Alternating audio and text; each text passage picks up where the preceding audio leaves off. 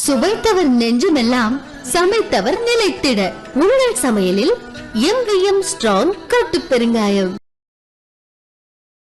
மாநாட்டில் ஒரே ஒரு முறை அம்பேத்கர் என்ற பெயரை உச்சரித்த விஜயை தெரிவு செய்திருக்கிறார்களே, இது எந்த அடிப்படையில் சரி என்று விகடன் நிறுவனத்தை நோக்கி கேட்க வேண்டிய கேள்வியை திருமாவை பார்த்து கேட்கிறாங்க. என்ன நீங்க தள்ளி வைக்கிறீங்க திருமா அவர்களுடைய அது ஒரு புலம்பலா? நான் இவ்வளவு ஆண்டு காலம் அரசியல்ல இருக்கேன், இப்ப அவருக்கு நீங்க முக்கியத்துவம் கொடுக்குறீங்களே அப்படிங்கிற ஒரு புலம்பலா நம்ம. வாய்ஸ் ஆஃப் காமனை சேர்ந்த ஆதவ் அர்ஜுன் அவங்க ரெண்டு பேருடைய தெரிவு திருமாவா விஜயான்னாக்கா, அம்பேத்கர் நூலை வெளியிட முதன்மையாக தகுதி பெற்றவர் விஜய் தான், திருமா அல்ல என்று அவங்க ரெண்டு பேரும் முடிவு பண்ணியிருக்கிறாங்க.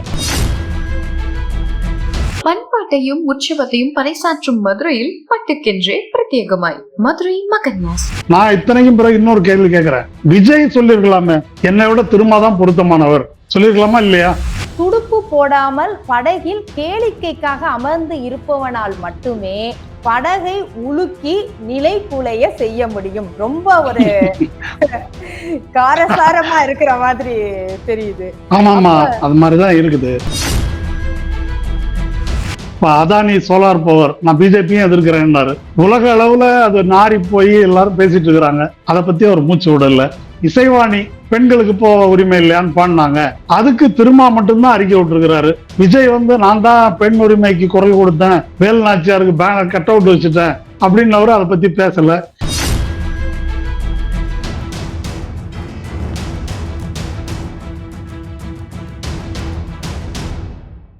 மின்னம்பலம் நேயர்களுக்கு வணக்கம்.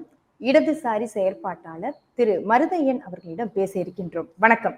வணக்கம். நலமா இருக்கீங்களா? நல்லா இருக்கிறேன். நீங்க நல்லா இருக்கீங்களா? நலமா இருக்கிறேன். தோழர், இன்னைக்கு பரபரப்பா பேசப்படக்கூடிய விஷயம் என்ன, டிசம்பர் 6 அப்படின்ன உடனே பாபர் மசூதி இடிப்பு தினம் அது ஒண்ணு, இன்னொரு பக்கம் விஜய் திருமா மேடை ஏறுவாங்களான்னு கடந்த ஒரு மாத காலமாக பேசு பொருளாகவே இருந்தது. இப்போ திருமா அவர்கள் அதுல கலந்து கொள்ளவில்லை அப்படிங்கறத அவர் முடிவு பண்ணிட்டாரு. இன்விடேஷன்லயும் விஜய் பெயர் அதுதான் வந்திருந்தது. இப்போ அதை ஒட்டி ஒரு அறிக்கை வெளியிட்டிருக்கிறார் திருமா அவர்கள். ஒரு நீண்ட அறிக்கை. அதுல ஆரம்பிக்கும் போதும் யாதும் உணர்ந்தே தவிர்த்தோம், பகையின் சூது மறிந்தே தகர்த்தோம் அப்படின்னு ஆரம்பிக்கிறாரு. முடிக்கும் போதும் அதே வரிகளோடு அவர் முடிச்சிருக்கிறாரு. இந்த விளக்கத்தை திருமா அவர்கள் கொடுக்க வேண்டிய கட்டாயம் ஏற்பட்டிருக்கா, அல்லது அது அவருடைய சுய பச்சாதாபமா பார்க்க வேண்டியது இருக்கா? இல்ல, இப்படி ஒரு விளக்கத்தை கொடுக்குமாறு ஒரு நெருக்கடி அவருக்கு ஏற்படுத்தப்பட்டிருக்கு. நீங்க இந்த உங்களுடைய அறிமுகத்தினுடைய தொடக்கத்துல ஒண்ணு நல்லா சொன்னீங்க. டிசம்பர் 6 என்ற நாளை எப்படி அடையாளப்படுத்துவது? அது அண்ணல் அம்பேத்கருடைய நினைவு நாள் என்றுதான் அறியப்பட்டது. பாபர் மசூதி இடிக்கப்பட்ட பிறகு அந்த பாபர் மசூதி இடிப்பதற்கு அந்த நாளை RSS தேர்ந்தெடுத்தது இருக்கு இல்லையா, அதுல ஒரு பாலிடிக்ஸ் இருக்குது. கிட்டத்தட்ட அதே போல ஒரு பாலிடிக்ஸை விகடன் நிறுவனம் செய்வதாக எனக்கு தோன்றுது. இப்படி இந்த நாளை தேர்ந்தெடுத்து அந்த குறிப்பிட்ட நாளில் அம்பேத்கர் பற்றிய ஒரு நூலை வெளியிட்டு, அந்த நூலை வெளியீட்டு விழாவில் அம்பேத்கர் கொள்கையின் அடிப்படையில் தமிழ்நாட்டில் செயல்படுபவர்களில் ஒரு ரொம்ப முதன்மையான இடத்தில் இருக்கக்கூடிய தோழர் திருமாவை புறக்கணிப்பது என்பதை அவர்கள் செய்திருக்கிறார்கள். நடந்தது என்ன அப்படின்னா, விகடன் நிறுவனம் இந்த பக்கம் திருமா, இந்த பக்கம் விஜய், இதுல யாரை வச்சு வெளியிடலாம்னாக்கா திருமாவை புறக்கணித்து விஜயை தெரிவு செய்திருக்கிறது. இந்த கேள்வி விகடன் நிறுவனத்தை நோக்கி கேட்கப்படணும். நீங்க திருமாவை அல்லவா அழைத்திருக்க வேண்டும், அல்லது அம்பேத்கர் சொன்னதை போல இந்த நாட்டுக்கு ஆக பெரும் கேடு ஒரு இந்து ராஷ்டிரம் அமைவதுதான் அப்படின்னாரு. அந்த இந்து ராஷ்டிரம் அமைவதை தடுப்பதற்கு வேலை செய்கிற ஒரு தேர்தல் கூட்டணி இந்தியா கூட்டணி. அதனுடைய முதன்மையான தலைவர் இங்க முதலமைச்சர். அவங்களை அழைத்திருக்கணும். அவரால் வர முடியாது என்றால் அம்பேத்கர் கொள்கைகளை மற்ற எல்லோரையும் விட மிக சிறப்பாக ஆழ்ந்து புரிந்து பேசக்கூடிய ராசா அவர்கள் துணை பொதுச் செயலாளர், அவரை கூப்பிட்டுருக்கலாம். இவங்க யாருமே இல்லாம மாநாட்டில் ஒரே ஒரு முறை அம்பேத்கர் என்ற பெயரை உச்சரித்த விஜயை தெரிவு செய்திருக்கிறார்களே, இது எந்த அடிப்படையில சரி என்று விகடன் நிறுவனத்தை நோக்கி கேட்க வேண்டிய கேள்வியை திருமாவை பார்த்து கேக்குறாங்க. இல்ல இந்த அவங்க இதுல இந்த சொல்லுங்க. இடத்துல இது முன்பே திட்டமிட்ட ஒரு விழாதான் அப்படிங்கறத திருமா அவர்களே ஒத்துக்கொள்கிறார்கள். விஜய் அரசியலுக்கு வர்றதுக்கு முன்னாடி, இந்த மாநாடு நடத்துறதுக்கு முன்னாடியே தேர்வு செய்யப்பட்டது. அப்ப நீங்க சொல்ற மாதிரி இது விகடன் நிறுவனம் ஒரு சதி அப்படிங்கிற வார்த்தையை பயன்படுத்திட்டா கூட அதுல இனிமே விஜய் இந்த மாநாட்டுல இப்படி பேச போறாரு. அப்ப அவ்வளவு தூரம் ஒரு நீண்ட ஒரு வருடத்துக்கு முன்புங்கிறாங்க. அவ்வளவு தூரமா ஒரு தொலைதூர சதியா அது பண்ண முடியுமா?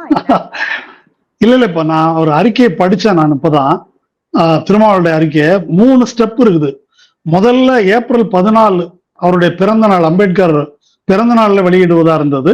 முதலமைச்சர் வெளியிடுவதாக நான் பெற்றுக்கொள்வதாகவும், அதுல ஹிந்து ராம் அவர்களும் ஆனந்த் தெல்தும்டே அவர்களும் பங்கேற்பார்கள். இது ஃபர்ஸ்ட் ப்ரொபோசல். சில மாதங்களுக்கு பின்னர் முதல்வர் பங்கேற்பு உறுதி செய்யப்படவில்லை, அதனால ராகுல் காந்தியை நாங்க முயற்சி பண்ணிட்டு இருக்கிறோம் அப்படின்னு சொன்னாங்க. அதுவும் நடக்கல. இது 2வது.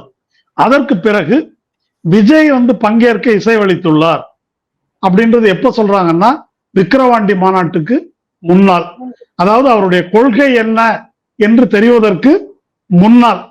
அப்போ அவர் ஒரு பிரபலமான திரைப்பட நடிகர், கட்சி ஆரம்பிச்சிருக்கிறாரு என்ற அளவுக்கு தான் தெரியும், கட்சியின் கொள்கை தெரியாது. இதுக்கு அப்புறம்தான் இந்த பிரச்சனை வருது. இந்த விஜயும் திருமாவும் பங்கேற்பது பற்றிய பிரச்சனை.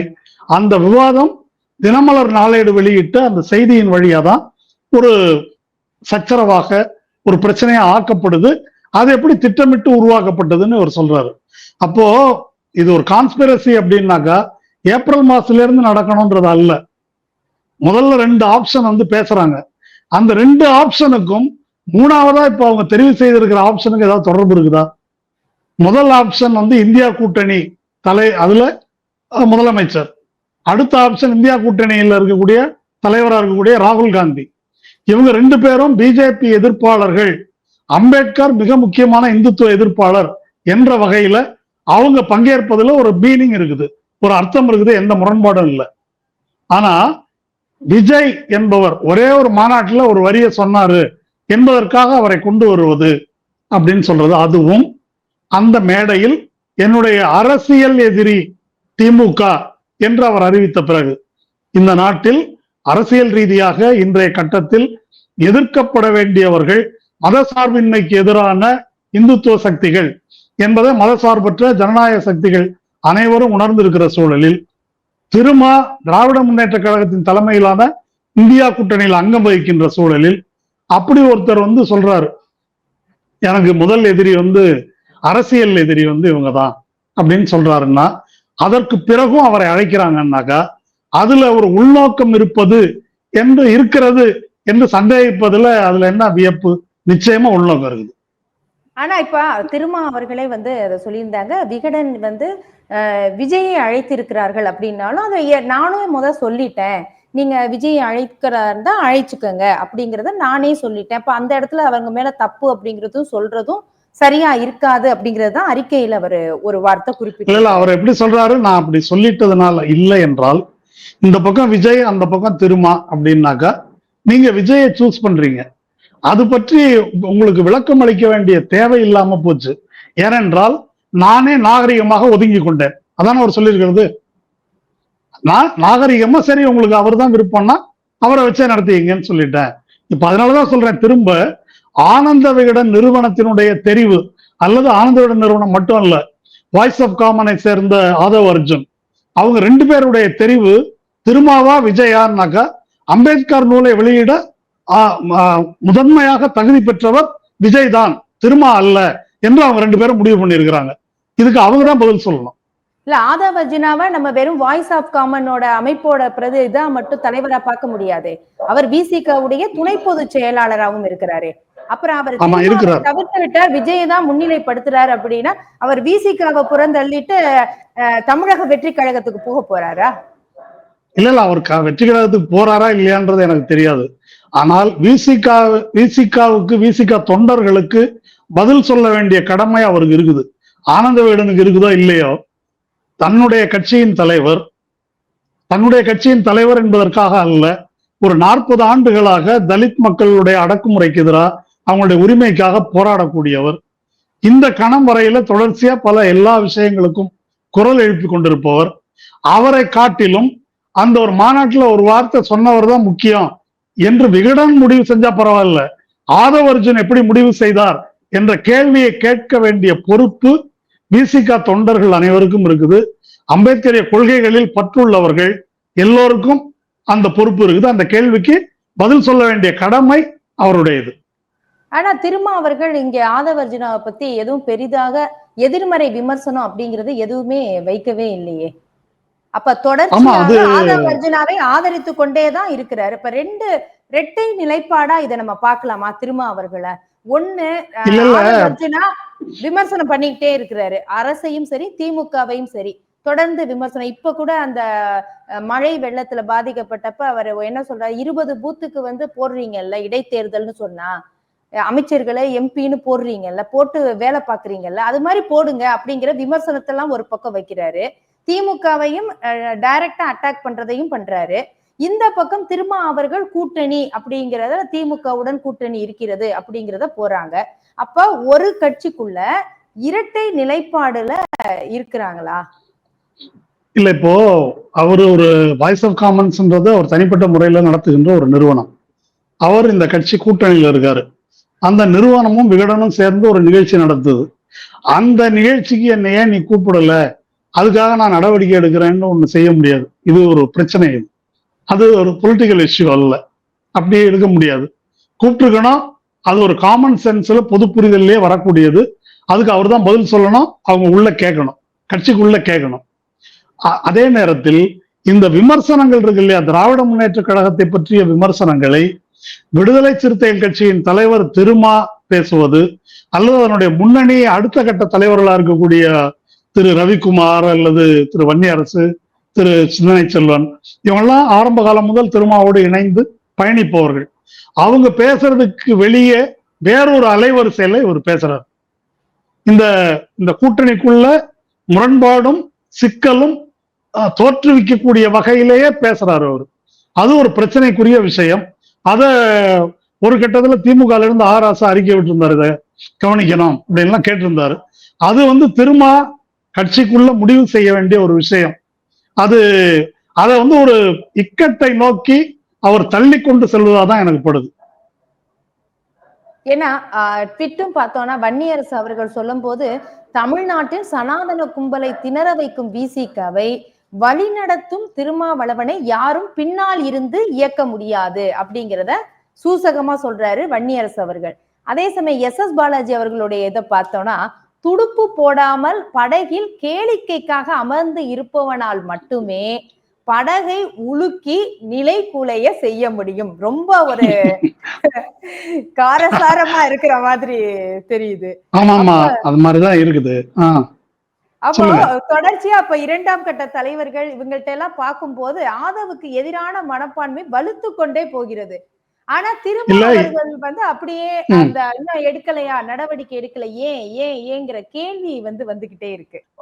என்ன முக்கியமா சிந்திக்க வேண்டும் விசிக தொண்டர்களா இருக்கட்டும், அல்லது திருமாவளவனையும் விசிகாவையும் ஆதரிக்கக்கூடியவர்களாக இருக்கட்டும், விசிகாவினுடைய சிறப்பாக நான் கருதுவது, இந்தியா முழுதும் உள்ள பல தலித் அமைப்புகள், தலித் தலைவர்கள் பாஜகவுக்கு விலை போய்விட்ட நிலையில், இந்த தொகுதி கூட குறைச்சு கிடைச்சது, அல்லது இந்த காரியம் நடந்துச்சு அல்லது நடக்கல, அல்லது ஒரு இடத்துல தலித் அடக்குமுறைக்கு நடவடிக்கை எடுத்தாங்க அல்லது எடுக்கல என்ற விஷயங்களை வைத்து இதை பற்றி முடிவுக்கு வராமல், இந்த நாட்டின் முதன்மையான அபாயம் எது என்பதை புரிந்து கொண்டு அதற்கு தங்களுடைய கட்சி தொண்டர்களை அணிதிரட்டக்கூடியவர்களாக, பதவிக்கு மயங்காதவராக திருமா இருக்கிறார் என்பதுதான் அவருடைய சிறப்பு, அந்த கட்சியினுடைய சிறப்பு.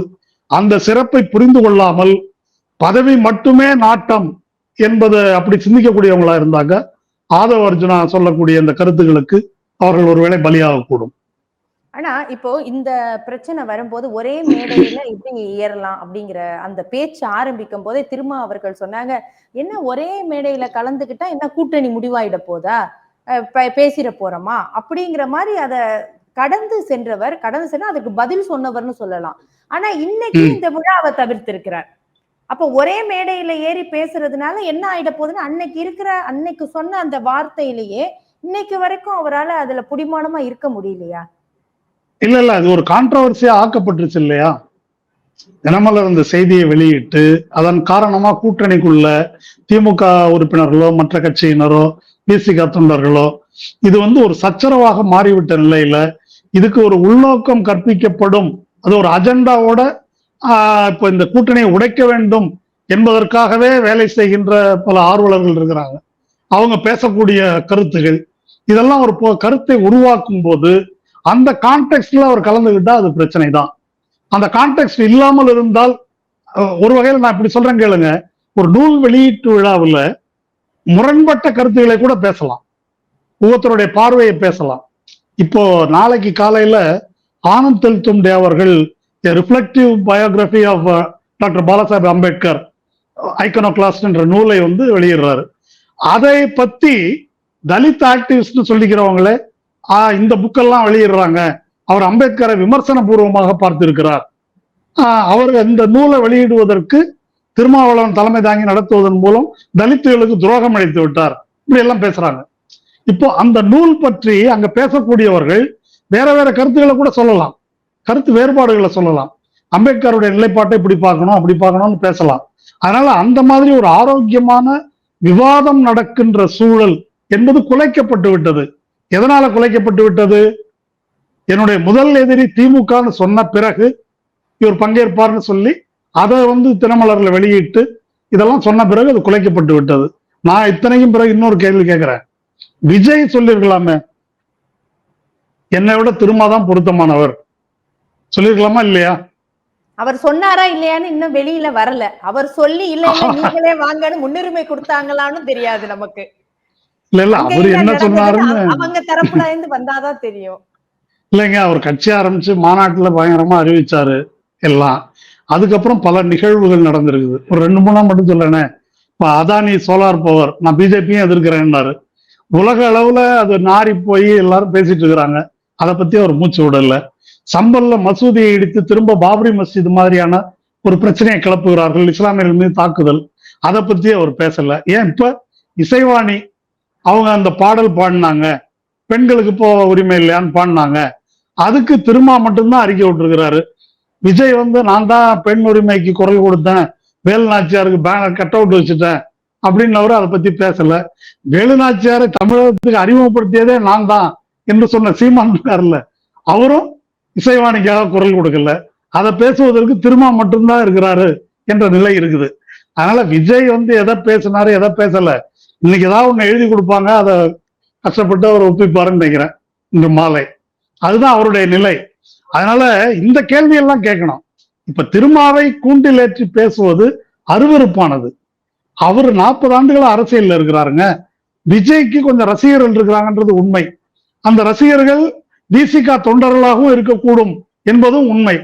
அதனால என்னுடைய கட்சி தொண்டர்கள் ரசிகர்களா இருக்கிறாங்க, அதனால திமுகவை முதன்மை எதிரி என்று சொன்ன அவரோடு நான் போய் அவருக்கு அந்த வாக்குகளுக்காக அதுக்கு அட்ஜஸ்ட் பண்ணி நான் போறேன் என்று பேசுவது எவ்வளவு பொருத்தமற்றதாக இருக்கும். அப்போ நீங்க விஜய் தயவுல தான் நீங்க இருக்கிறீங்க என்பதைத்தான் இந்த கூட்டணியை உடைப்பதற்காக பேசக்கூடிய ஆர்வலர்கள் பேசிக் கொண்டிருக்கிறார்கள். அந்த வகையில திருமாவை முன் எப்போதும் இல்லாத அளவுக்கு அவங்க இழிவுபடுத்துறாங்கன்றதுதான் உண்மை. இதை அந்த தொண்டர்கள் விசிக தொண்டர்கள் புரிந்து கொள்ளணும். இப்போ அரசியல் எதிரியா திமுகவை தானே சொன்னாரு அவரு, விசிகாவை சொல்லலையே. அப்ப திமுக ஒரு கூட்டணி கட்சி, அவ்வளவுதான். ஏன் திருமா அவர்கள் இவருடைய கட்சி, இவர் சுயசார்பு கட்சி, அப்போ இவங்க போய் பங்கேற்கிறதுல என்ன இருக்கு? சமயத்துல பேச போறோம், அவ்வளவுதான். விசிகாவுடைய தலைவராக கலந்து கொள்றதுல என்ன பிரச்சனை இருக்கு?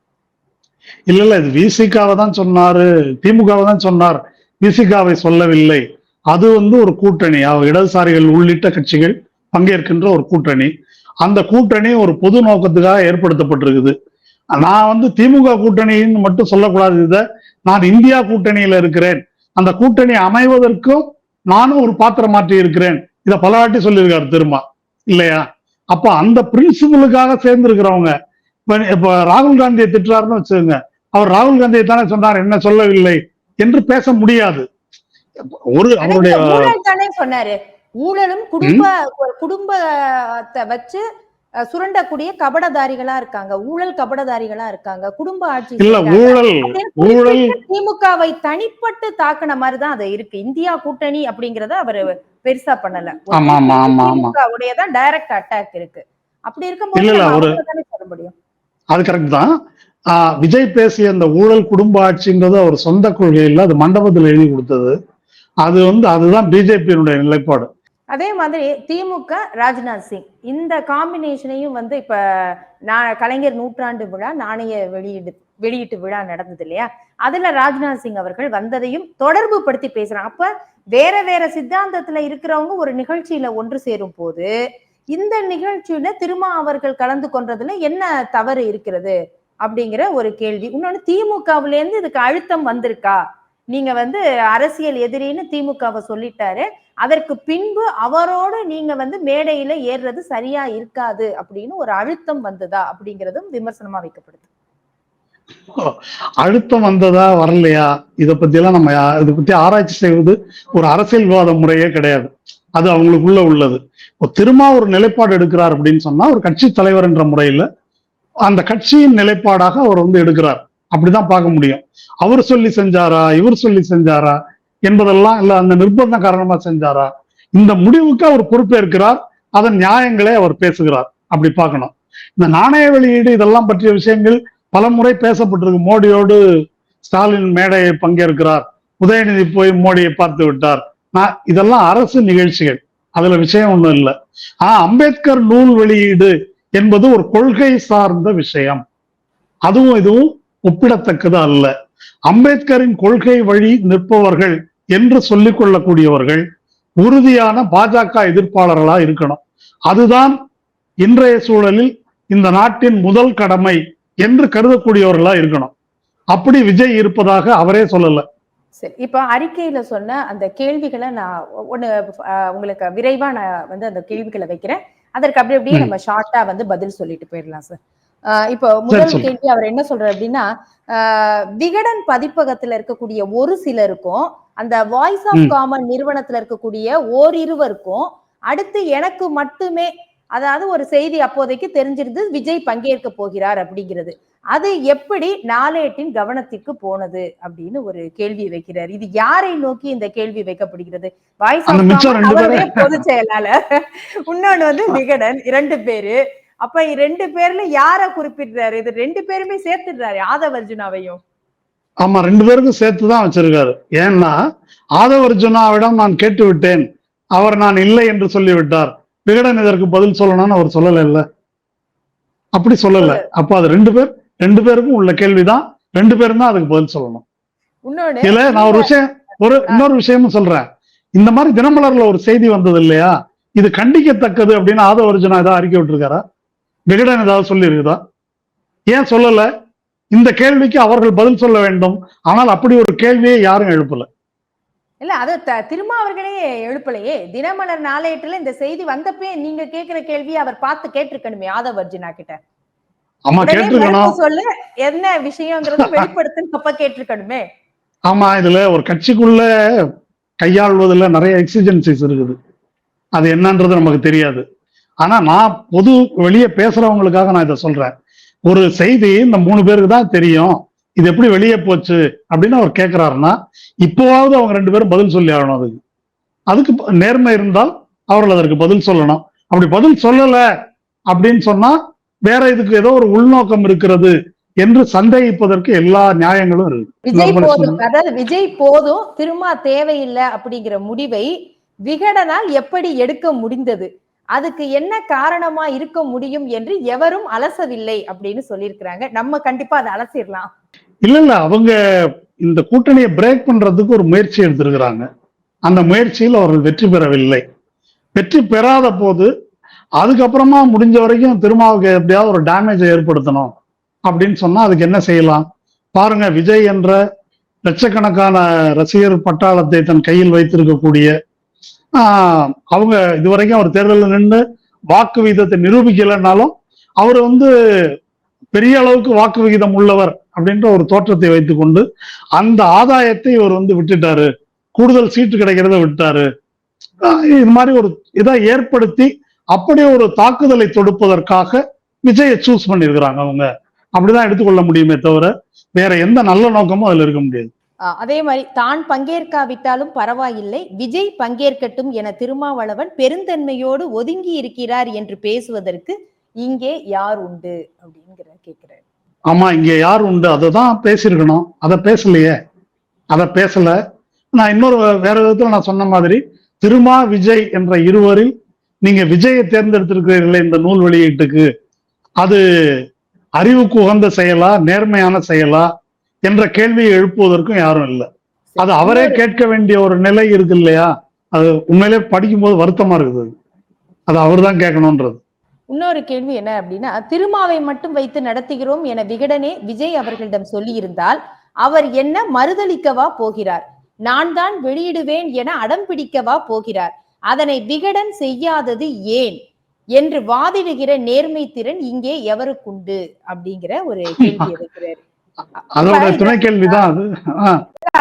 எல்லாமே ஒரு புலம்பலா இருக்கா? ஏன் என்ன ஒதுக்குறீங்க? இதுல ரெண்டு விதமா பார்க்க முடியும். அவங்க நீங்க சொல்ற மாதிரி அம்பேத்கர் வழி நடக்கக்கூடியது, அம்பேத்கரை போற்றக்கூடிய ஒரு தலைவராக திருமாவர்கள் இருக்கிறார். ஆனா அவரையே தள்ளி வைத்து விட்டு விஜய் அப்படிங்கிறது, அது விஜய்க்கான மாஸ் அப்படிங்கிறது இங்க இருக்குதா? இது மூலமா என்ன சாதிக்கணும்னு நினைக்கிறாங்க? வெறும் அவர் ஒரு சினிமா சூப்பர் ஸ்டார் அப்படிங்கிற ஒரு சினிமா நடிகர், புகழ்பெற்ற உச்சத்துல இருக்கிறவர் அப்படிங்கிற காரணம் ஒன்றா, அல்லது இவருக்கு அரசியல்ல எதிர்காலம் இருக்கிறது அப்படிங்கிற ஒரு கணிப்புக்காகவா விஜயை சூஸ் பண்றாங்க அப்படிங்கிற இன்னொரு பக்கம் ஏன் என்ன நீங்க தள்ளி தள்ளி வைக்கிறீங்க திருமா அவர்களுடைய? அது ஒரு புலம்பலா, நான் இவ்வளவு ஆண்டு காலம் அரசியல்ல இருக்கேன், இப்ப அவருக்கு நீங்க முக்கியத்துவம் கொடுக்குறீங்களே அப்படிங்கிற ஒரு புலம்பலா நம்ம பாக்குறதா? அத இல்ல, நான் அப்படி பார்க்கல புலம்பலா. நான் அந்த மொத்தமா படிச்சு பார்த்ததுல எனக்கு என்ன தோணுது அப்படின்னு சொன்னா, இந்த மாதிரி திருமாவுக்கு எதிராக தொடுக்கப்படுகின்ற தாக்குதல் இருக்குல்ல, ஒரு நல்ல வாய்ப்பை தவற விட்டு விட்டார், அல்லது அம்பேத்கருக்கு துரோகம் இழைத்து விட்டார். என்னதான் இருக்கட்டங்க, வெளியிடப்படும் நூல் அம்பேத்கரை பற்றியது, நீங்க போயிருக்கணும் இல்ல, 1000 பிரச்சனை இருந்தாலும் என்ற கோணத்திலெல்லாம் எழுப்பப்படும் கேள்விகள் விசிகாவினுடைய ஆதரவாளர்கள் மத்தியிலேயே ஒரு கருத்து குழப்பத்தையும் சஞ்சலத்தையும் ஏற்படுத்துமோ என்ற ஐயத்தின் அடிப்படையில அவங்களுக்கு புரிய வைப்பதற்காக அந்த மட்டத்துக்கு இறங்கி ஒரு விளக்கம் சொல்லியிருக்கிற மாதிரி தான் நான் இதை பார்க்கிறேன். என்னுடைய கருத்துப்படி இதுல அவர் இழப்பதற்கு எதுவும் இல்லை. இந்த கருத்து உருவாக்க பேர்வழிகளை பற்றி அவர் கவலைப்பட வேண்டிய அவசியமும் இல்லை என்பதுதான், கொஞ்சம் மிகையா கவலைப்பட்டிருக்கிறாரோ அப்படின்றதான் எனக்கு தோணுது. இது அவ்வளவு கவலைப்பட வேண்டிய ஒரு விஷயம் அல்ல என்பதுதான் என்னுடைய கருத்து.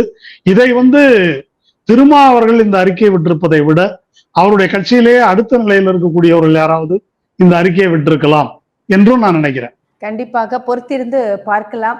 நன்றி உங்களுடைய கருத்துக்களுக்கு. நன்றி. சுவைத்தவர் நெஞ்சுமெல்லாம் சமைத்தவர் நிலைத்திட உங்கள் சமையலில் MVM ஸ்ட்ராங் கட்டு பெருங்காயம். பண்பாட்டையும் உற்சவத்தையும் பறைசாற்றும் மதுரையில் பட்டுக்கென்றே பிரத்யேகமாய் மதுரை மகன்யாஸ். மின்னம்பலம்.com தமிழின் முதல் மொபைல் பத்திரிகை.